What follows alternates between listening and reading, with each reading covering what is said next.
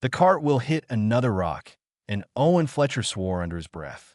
3 days of hauling 200 pounds of salted beef through mountain passes, and his brother was probably back home laughing about it. That stupid card game. That stupid bet. Owen should have known better than to gamble with someone who counted cards for fun. The supply manifest had been simple enough. Deliver meat to Forward Post 7 near Scorch Valley. Good pay. Easy work. Except nobody mentioned the road would try to kill him before he even got there. Owen wiped sweat from his forehead and looked at the narrow path ahead. Mountains rose on both sides like broken teeth against the sky. Somewhere beyond them lay the valley, and somewhere beyond that lay his ticket home. He had spent 15 years cutting meat in Redwater Bay. He knew how to portion a side of beef, how to cure fish, how to make sausage that people actually wanted to buy. He did not know anything about military outposts or galactic politics or whatever else happened in places like this. A woman appeared on the path ahead, running. She wore a white coat that had seen better days and carried some kind of scanner that beeped frantically. She stopped when she saw Owen, her eyes going wide. "Turn around," she said, breathing hard. "Right now. Go back." Owen blinked. "Can't do that, miss. Got a delivery to make." "You don't understand. That valley ahead, it's a restricted zone. Death zone. 17 exploration teams have gone in. None came back." "Huh?" Owen glanced at his manifest again. "This says Forward Post 7. That near the valley. At the valley. We study it from a distance. You cannot go in there." Owen scratched his chin. The meat would spoil if he waited too long. He had packed it in salt and ice, but 3 more days in this heat would ruin it. "What's in there?" "Wild animals." The woman, Dr. Yuki Tanaka, according to her name badge, laughed without humor. "Dragons. Ancient ones. They kill everything that enters. Soldiers, scientists, diplomats. The Galactic Union lost a full battalion trying to secure the area last year. Dragons." Owen had heard stories. Big lizards that breathed fire. He had seen pictures on the news feeds, though he usually kept those turned off. Too much politics. Too much fighting over things that did not matter to regular folks. "They eat meat." Yuki stared at him. "What?" "Dragons. They eat meat, right? I got some scraps if that helps. Sometimes you can calm down an angry animal with food. Works with dogs. Worked with that bear that wandered into town last winter. This is not a bear. These are apex predators that have existed since before humans joined the galactic community. They have reduced military hardware to slag. They communicate through thermal projection and can generate heat that melts steel. You will die if you go in there." Owen considered this. He looked at his cart, at the meat that represented a month's profit at the path ahead. The manifest says deliver to the valley entrance. I deliver to the valley entrance. That's the job. The job will get you killed. Maybe, but I gave my word. My family doesn't break promises. Yuki pressed her hands to her face. "I need to report this. Stay here. Do not move." She ran back down the path toward a cluster of buildings Owen could barely see in the distance. He waited about 5 minutes, then started pushing the cart again. The sun was getting low. He wanted to set up camp before dark. Mountains got cold at night, and he had not brought enough blankets to waste time standing around. The valley entrance appeared as the last light faded. Owen saw the evidence immediately. Burned ground, melted metal, the twisted remains of what might have been military vehicles. Now, just abstract sculptures of destruction. Scorch marks climbed the rock walls in patterns that looked almost intentional, that he found a flat spot about 50 yards from the actual entrance and started setting up camp. A small tent, a portable stove, a bedroll that had seen him through worse nights than this. From his cart, he pulled out his personal supplies. Bacon, eggs, coffee, bread, the good stuff he saved for himself on long trips as he arranged his camp. Owen noticed the bones. Human bones, picked clean and scattered. Galactic Union armor pieces with identification numbers still visible. He said a quiet prayer his grandmother had taught him, the one for lost travelers, and continued working by the time his tent was up. Full darkness had arrived. Stars filled the sky like scattered salt. Owen started a small fire in his portable stove and laid strips of bacon across the heating surface. The smell rose immediately, rich and savory.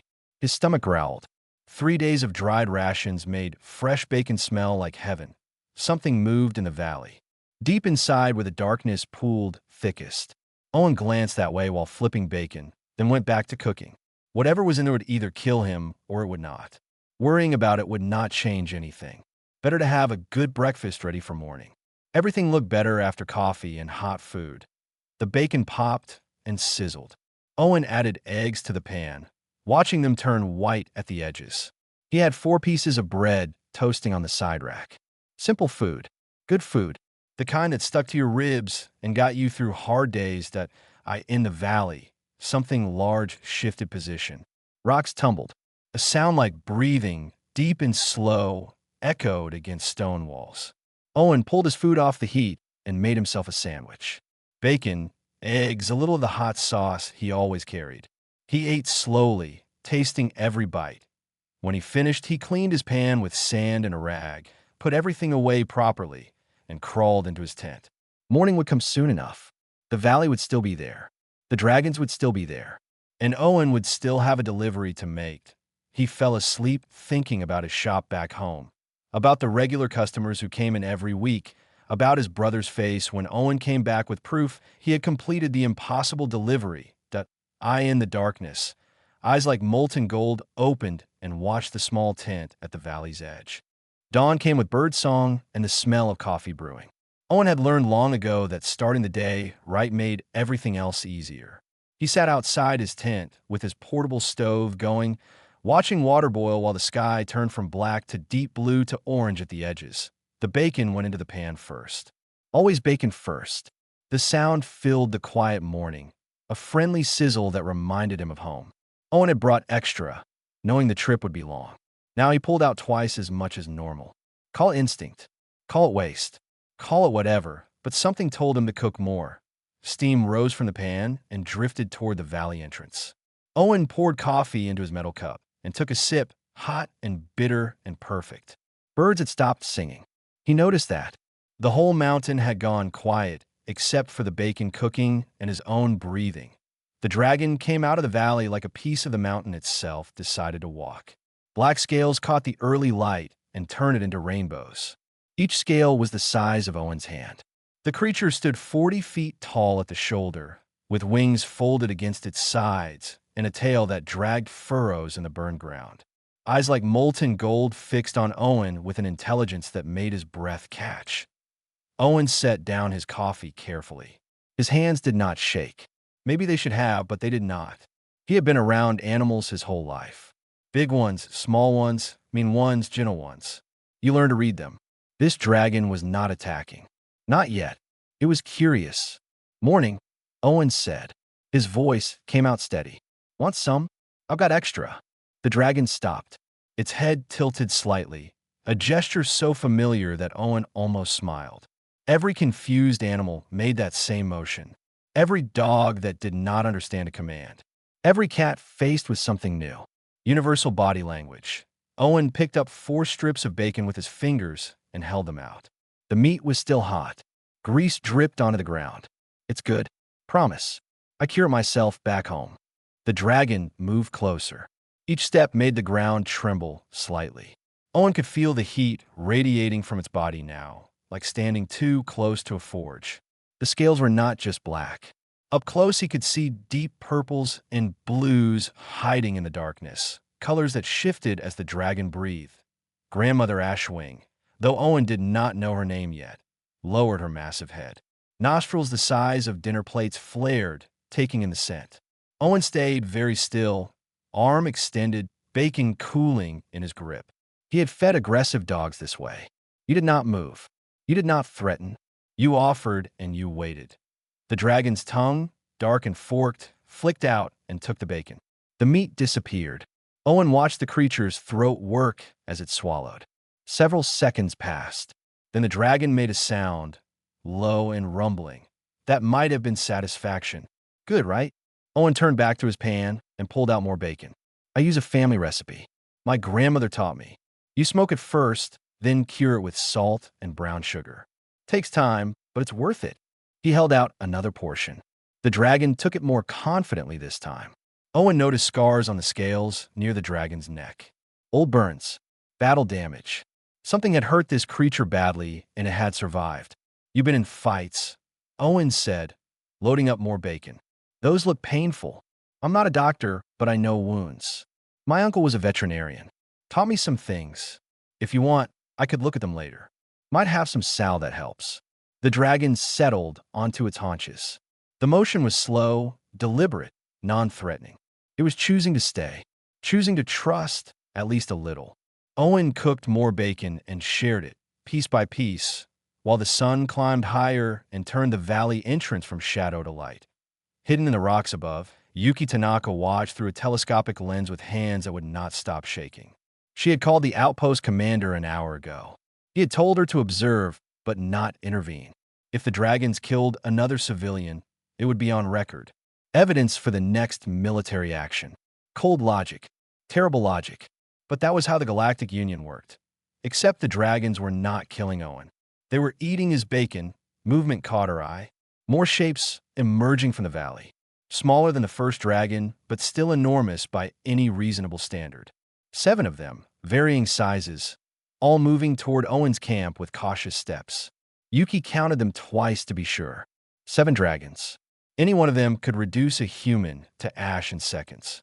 All of them converging on a butcher from Redwater Bay. Owen saw them coming and did not run. He looked at his supplies, did some mental math, and started pulling out more meat. Not just bacon now. He had dried beef, salted fish, even some chicken he had packed in ice. All of it came out of the cart. Good thing I brought extra, he muttered, loud enough for Yuki's equipment to pick up. This is going to be expensive. The dragons formed a loose circle around his camp. Not threatening, more like children gathering for dinner. Owen moved between them, distributing food with the same calm he used at his shop counter. A piece for this one. 2 pieces for that one. The smallest dragon, barely the size of a truck, got extra because it looked thin. You need to eat more, Owen told it, scratching under its chin the way you would a large dog. The dragon made a sound like a purr mixed with distant thunder. Too skinny. What are they feeding you in there? Yuki stopped recording. Her hands had finally stopped shaking because her entire body had gone numb with shock. She was watching First Contact. Real First Contact. Not soldiers and weapons and threats. Just a man sharing breakfast with creatures that had been killing intruders for 200 years. Owen ran out of bacon and started on the beef. The dragons waited patiently, taking turns, showing a social structure that scientists had theorized but never witnessed. The largest ate last. The smallest ate first. Rules. Order. Civilization. You're not monsters, Owen said quietly, handing out the last of the dried fish. You're just people. Different kind of people, but people all the same. Grandmother Ashwing made a sound, complex and layered. Heat shimmered in the air around her head. Images formed in the thermal distortion. Owen squinted at them, not understanding the language, but recognizing the attempt at communication. She was trying to tell him something, trying to explain that he would need help with that. But for now, he had made friends. That was enough. The thermal images came in waves that made the air ripple like water. Owen sat cross-legged on the ground, surrounded by dragons, trying to understand what Grandmother Ashwing wanted to show him. The pictures formed and dissolved. Fire, eggs, small dragons, soldiers with guns, explosions, death that Owen's stomach twisted as the story unfolded. The valley was not a territory to conquer. It was a nursery, a place where dragons have been laying eggs and raising their young for thousands of years. Every team that came in had come armed. Every ship that descended had carried weapons. The dragons did not attack because they were monsters. They attacked because they were parents protecting their children. Your families, Owen said softly. You're just protecting your kids.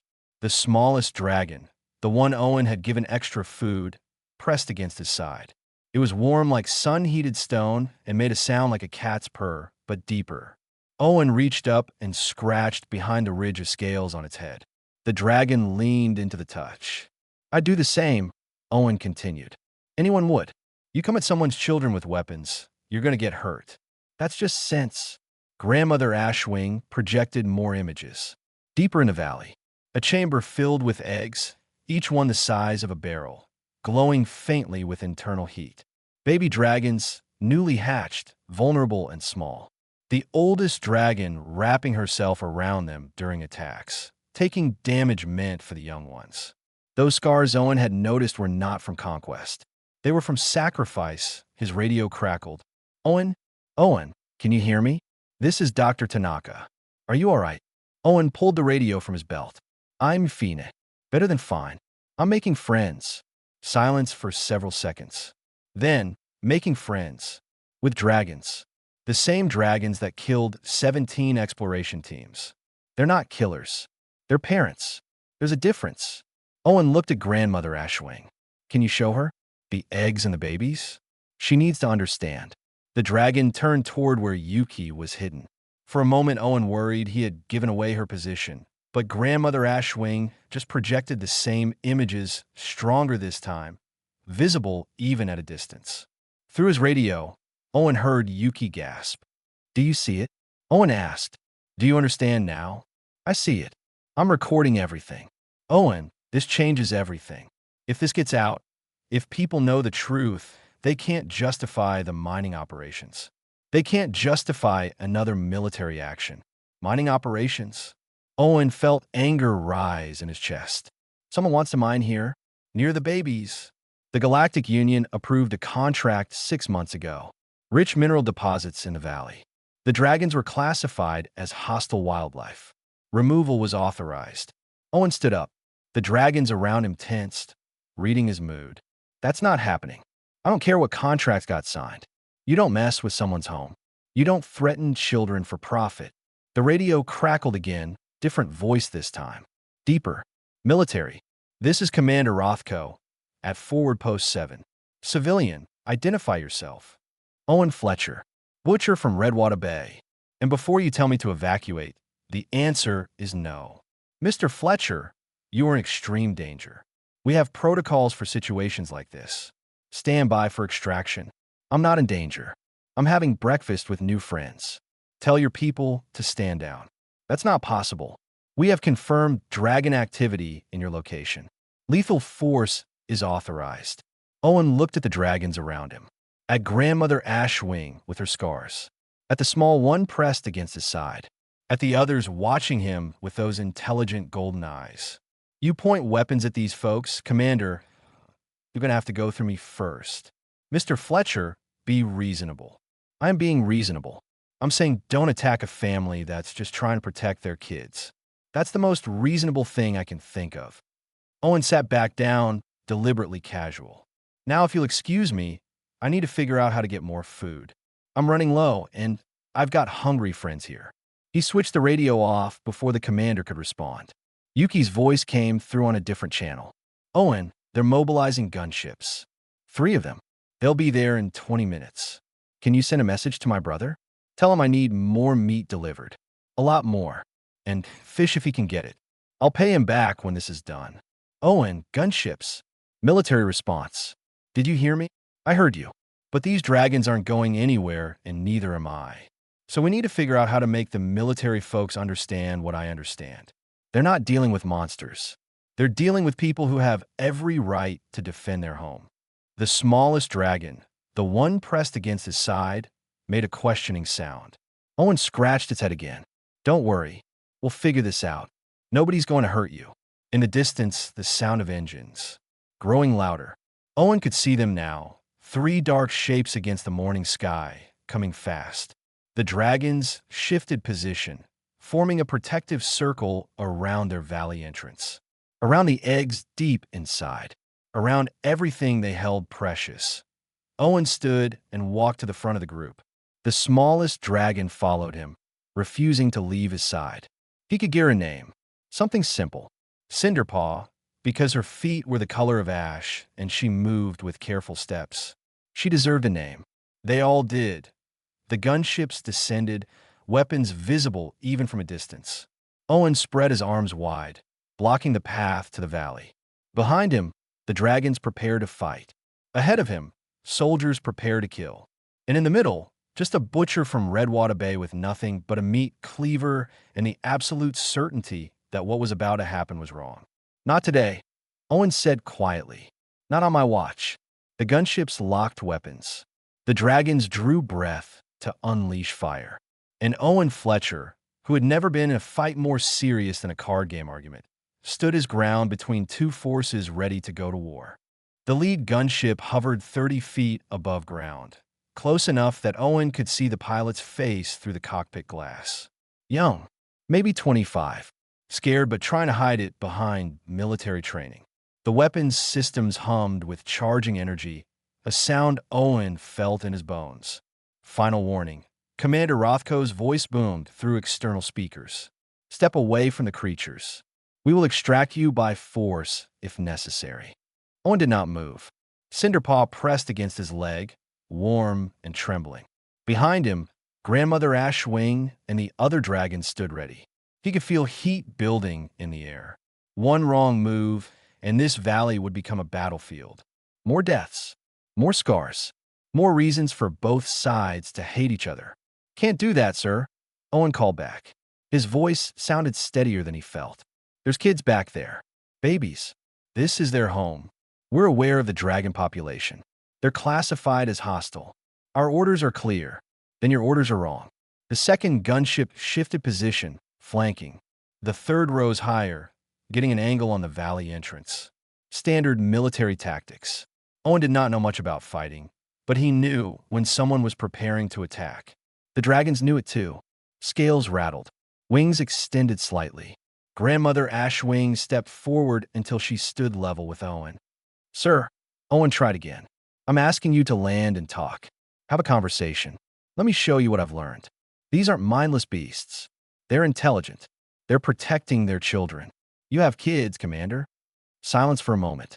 Then 2 daughters. That's not relevant. It's completely relevant. Imagine someone came to your home with weapons. Threatened your girls. What would you do? This is a combat zone, not a residence. It's both. It's been their home for thousands of years. We're the invaders here. A new voice cut in, female, sharp with authority. This is Dr. Tanaka. Commander, I'm sending you footage. Watch it before you do anything else. Please. Owen glanced back toward the rocks where Yuki was hiding. He could not see her, but he could imagine her frantically uploading the thermal images, the recordings of Owen sharing food, everything that proved the dragons were more than the military reports claimed. The gunships held position. Weapons still charged, but not firing. Seconds stretched into a minute. Owen's heart hammered, but he kept his breathing steady. Cinderpaw made a small, worried sound. He reached down and touched her head gently. It's all right, he whispered. Just wait. Commander Rothko's voice came back changed. Quieter. Mr. Fletcher, is this footage authentic? Dragons showing you their eggs? They're young. Yes, sir. They're trying to communicate. They want us to understand why they defend this place. They're not aggressive by nature. They're defensive. There's a difference. More silence. Owen heard radio chatter in the background, muffled conversation between pilots and command. One of the gunships lowered slightly, weapons powering down. The pilot's face was visible now, looking uncertain. Commander, Owen pressed. I'm just a butcher.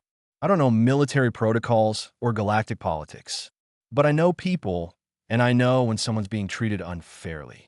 These dragons deserve a chance to tell their side. That's all I'm asking. One conversation. Land your ship and talk with them. They can't talk. They communicate through thermal projection. We don't have translation equipment. You don't need equipment. You just need to pay attention. Watch the images they make. It's not complicated.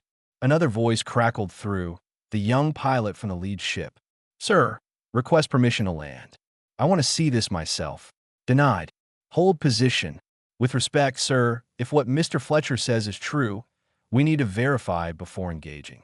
Standard protocol for first contact situations. This isn't first contact. We've been fighting these creatures for 200 years. Have we been fighting or have we been attacking? The pilot's voice carried frustration. I signed up to protect people, not kill parents defending their children. Owen wanted to cheer, but held still. Let the soldiers work it out themselves. Let them see the truth without him pushing. Grandmother Ashwing projected images again, stronger than before. The eggs, the babies, the attacks, the deaths on both sides, pain and loss that needed to end, The lead gunship touched down, weapons fully powered off. The pilot climbed out slowly, hands visible and empty. She removed her helmet. Red hair, freckles, eyes that had seen too much combat. She walked toward Owen with careful steps. "I'm Lieutenant Rita Walsh," she said. "I've been stationed here 6 months. Participated in 3 separate engagements against these dragons. Lost friends in those fights." She stopped 10 feet away. "I need to know if this is real. If we've been wrong about them." Owen gestured to Grandmother Ashwing. "Ask her yourself. She's right there. She can show you everything." Rita approached the dragon with visible fear, but also determination. Grandmother Ashwing lowered her head to human eye level. For several seconds, they stared at each other. Then the dragon projected the images again. The whole history, the whole truth, Rita watched with growing horror. When finished, she turned to her gunship and spoke into her helmet radio. "Command, we have a situation." Civilian was correct. Dragons are protecting a nursery. All previous engagements were defensive actions on their part. Recommend immediate cessation of hostilities and formal first contact protocols. Lieutenant, return to your ship. That's an order. No, sir. I won't fire on families. None of my crew will. The other 2 gunships descended and landed. Pilots emerged looking confused but curious. The dragons did not attack. They just waited, still defensive but willing to pause. Willing to try one more time to make humans understand. Owen sat down cross-legged on the ground. Cinderpaw curled up beside him. Rita sat down too, then the other pilots. An impromptu meeting in the dirt between species that had been killing each other for centuries. "So," Owen said, "anyone hungry? I've got some rations left. Not much, but I can share." He pulled out dried meat and passed it around. Humans and dragons sharing food, beginning the slow work of building trust. In orbit above, someone was recording everything, sending it across the galaxy, starting a conversation that would change everything. Pain woke Owen slowly. His body felt wrong, disconnected, like he was wearing someone else's skin that did not fit properly. He tried to open his eyes, but everything stayed dark. Warm darkness, breathing darkness. Something large and alive surrounded him. Memory came back in pieces. Rita and her crew sitting with him. More soldiers arriving. Commander Rothko finally landing his command ship. Tense negotiations. The dragons showing their nursery to humans for the first time in history. Hope building that maybe, finally, they could end the fighting. Then the shot at a young pilot, too eager or too scared, had fired without orders. The blast was meant for Grandmother Ashwing. Owen remembered moving without thinking. Remembered pushing the massive dragon aside. Remembered heat and pain and the smell of burning flesh. His fleshed, Cinderpaw's voice came through the darkness, a worried sound pitched higher than her normal rumble. Something warm and wet touched Owen's face. A tongue, careful and gentle. More sounds around him. Multiple dragons. He was inside somewhere. Deep underground, judging by how sounds echoed. "I'm okay," Owen tried to say, but his voice came out as a rasp. His throat was raw. Everything hurt, but he was alive. That seemed important, though he could not remember exactly why. Warmth increased around him. Not painful warmth. Healing warmth. Owen felt something being spread across his burns, thick and cool despite the heat. Some kind of paste that smelled like minerals and growing things. The pain eased slightly. His breathing came easier. Time passed strangely. Sometimes he was aware. Sometimes he drifted. Dreams and reality mixed together until he could not tell them apart. He saw his grandmother's face, her smile when he made his first good sausage. Saw his shop in Redwater Bay, customers lined up on a Saturday morning. Saw dragons that might have been memories or might have been present, watching over him while he healed. When he finally woke fully, he found himself in a vast chamber lit by the glow of eggs. Dozens of them, each one pulsing with soft internal light. Grandmother Ashwing curled around him, regulating his temperature with her body. Other dragons rested nearby, creating a living wall between Owen and the outside world.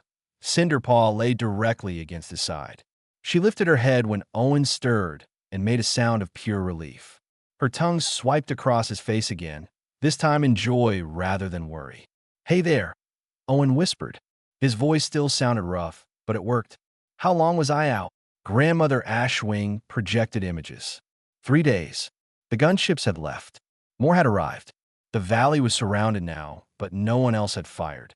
Rita and her crew had prevented another attack, putting their own ships between the dragons and the military forces. A standoff, waiting for Owen to wake up, waiting for him to tell them what to do next.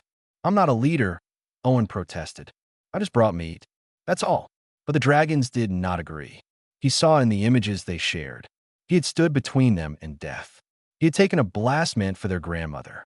He had proved humans could be trusted, could be brave, could put others before themselves. He was the bridge they needed. Owen tried to sit up. Pain flared, but the paste on his burns helped. He looked down at himself and saw thick gray coating covering his chest and arms. Dragon medicine, made from things found deep in the valley. Yuki would want to study it. Scientists would want to understand it. But for now, it was just keeping him alive. I need to go back up, Owen said. Need to talk to the commander. Need to fix this before someone else gets hurt.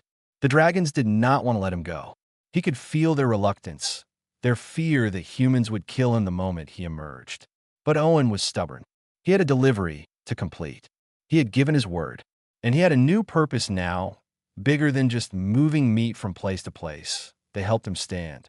Cinderpaw refused to leave his side, pressing against his leg for support. Together they made their way through tunnels lit by bioluminescent moss, past chambers where baby dragons slept in piles of scaled warmth, up toward the surface and the sunlight that seemed too bright after 3 days underground. The valley entrance was different now. Military equipment everywhere. Soldiers in formation. Officers arguing while Yuki stood between groups trying to mediate. Everyone stopped when Owen emerged with Cinderpaw beside him and 6 adult dragons following. Commander Rothko approached with hands raised peacefully. The military leader looked older than his voice suggested. Tired, worn down by years of fighting battles, he was starting to think we're wrong. Mr. Fletcher, we thought you might not survive. The pilot who fired has been arrested. Court-martial proceedings are already underway. Owen shook his head. Don't punish him. He was following orders, following training. The system failed him. Failed all of us. He paused to catch his breath. The walk-up had been harder than expected. I need you to listen to me, Commander. Really listen. I'm listening. This valley legally belongs to the dragons. Original Earth Union treaties from 300 years ago. Dr. Tanaka found the documents. Mining corporations buried them. Every attack we've made on this place was illegal. We've been committing war crimes. Rothko's face went pale. That's not possible. I would have been informed. You were lied to. We were all lied to. These dragons aren't invaders. They're not obstacles. They're the original inhabitants, and we tried to drive them out for profit. Owen coughed, and Cinderpaw pressed closer. But it's not too late. We can fix this. We can make it right. How? Formal apology. Recognition of dragon sovereignty. Permanent protection for this valley and any other dragon nesting sites. And prosecution of everyone who falsified those treaty documents. Owen met the commander's eyes. You have daughters. You said that. They deserve to grow up in a galaxy where we do the right thing, even when it's hard. Especially when it's hard. Silence fell over the valley. Soldiers looked at each other. Officers whispered. Yuki recorded everything, making sure the truth could not be buried again. And the dragons waited, still ready to fight if needed, but hoping for peace. Commander Rothko stood at attention and saluted Owen.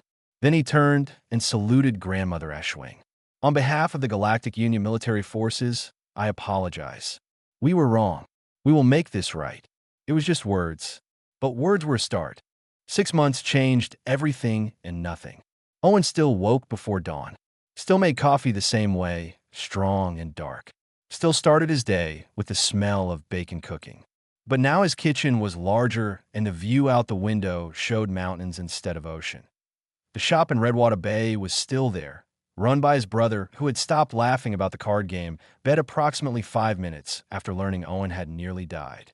Now, his brother shipped supplies to the valley twice a week. Good meat, fresh vegetables, things that dragons apparently enjoyed when prepared properly. Owen stood in what used to be Forward Post 7 and was now the Interspecies Communication Center. The military had packed up and left 3 months ago, replaced by scientists, diplomats, and people genuinely interested in building bridges. Yuki ran the whole operation with the kind of fierce intelligence that got things done. Cinderpaw dozed in the corner, grown larger in 6 months, but still small compared to the adult dragons. She wore a translation collar now, a piece of technology that turned thermal projections into words that humans could understand. She refused to take it off, even asleep.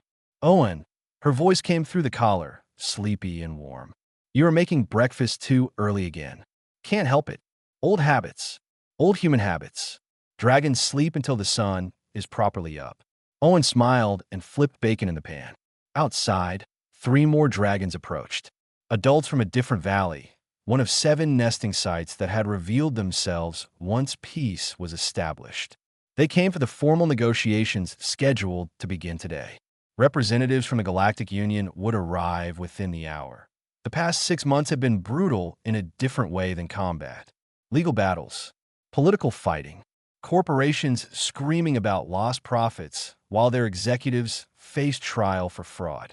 Public opinion swinging wildly between supporting the dragons and demanding human expansion continue regardless of who got hurt. But there were victories too.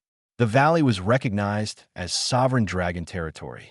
The original treaties were restored and publicized. Commander Rothko had testified against his own chain of command, burning his career but sleeping better at night. Rita and her crew were now assigned to the communication center, training others in proper first contact protocols. Owen had refused every medal offered, every title suggested, every attempt to make him into something larger than he was. He was still just a butcher, still just someone who believed in feeding folks and treating them right. The politicians hated that answer. The public loved it. Owen Fletcher, representative for Dragon Interests, Yuki said from the doorway. She carried a cup of coffee and looked tired. The union delegates arrived early. They want to meet you before formal proceedings. Let them wait until after breakfast. Everything's better after breakfast. They're important people with tight schedules. Then they can learn to slow down. Owen plated bacon and eggs, added toast and fruit. Want some? Yuki accepted the plate gratefully. They ate together in comfortable silence while Cinderpaw woke fully and padded over to receive her portion. Owen had learned that dragons appreciated cooked food but did not require it. They could eat raw meat, even rocks rich in certain minerals.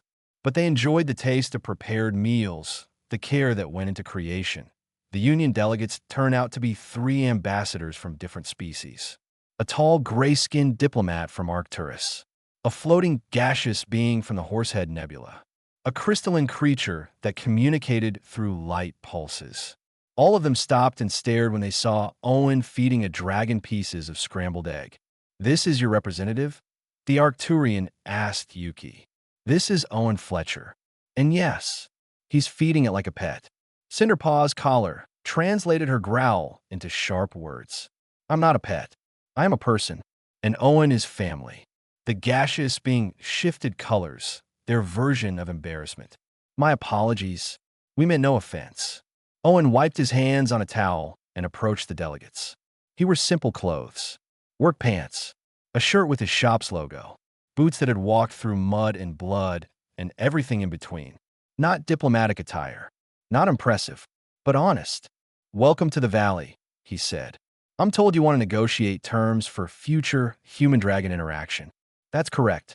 The Galactic Union is prepared to offer significant concessions in exchange for access to certain valley resources. Not mining, but perhaps scientific study, limited contact, controlled research." Owen looked at Grandmother Ashwing, who had arrived silently and now stood behind him. She projected images. Her opinion. Her people's opinion. The dragons had talked among themselves, decided their position. Owen was just the voice that made it understandable to humans. "The dragons appreciate the offer," Owen said, "but they're not interested in being studied. They're not interested in controlled anything. What they want is recognition as a sovereign species with full rights under union law. They want protection for all nesting valleys." They want reparations for the deaths caused by illegal military action. And they want to guarantee that no corporation will ever again falsify documents to steal their land. The crystalline being pulsed rapidly. Those are significant demands. Those are basic rights. Same rights every other species gets. Owen kept his voice calm and even. The dragons aren't asking for special treatment. They're asking to be left alone to raise their children in peace. If humans want to visit, want to trade, want to build relationships, the dragons are open to that. But it happens on their terms, in their time, with their permission. The Arcturian diplomat frowned. The Union Council will not agree to those terms. Then the Union Council doesn't get access. Simple as that. Negotiations lasted 4 days. Owen sat through every session, with Cinderpaw at his side and Grandmother Ashwing providing context. The delegates tried every trick, offered bribes, made threats, appealed to human loyalty. None of it worked out. On the 5th day, they agreed to the dragon terms. Full sovereignty, protected nesting sites, reparations, legal prosecution of everyone involved in the cover-up. The treaty was signed in the valley, witnessed by hundreds of dragons, and broadcast across the galaxy. Owen went back to Redwater Bay a week later. His shop was exactly as he left it. Customers welcomed him home like a local hero, though Owen refused to tell war stories or give speeches. He just went back to cutting meat and making sausages and living his quiet life. Cinderpaw came with him. She lounged in the sunny spot behind the shop, delighting children and terrifying adults until they got used to her. Other dragons visited sometimes, bringing news from the valleys, trading stories, and sharing meals. The galaxy slowly learned what Owen had always known, that people were people, regardless of shape or size. That kindness mattered more than conquest. That sometimes the solution to impossible problems was just treating everyone with basic decency and offering to share your lunch. Years later, when asked how he had achieved peace between species that had been at war for centuries, Owen gave the same answer he always gave. I just brought meat. The dragons did the rest.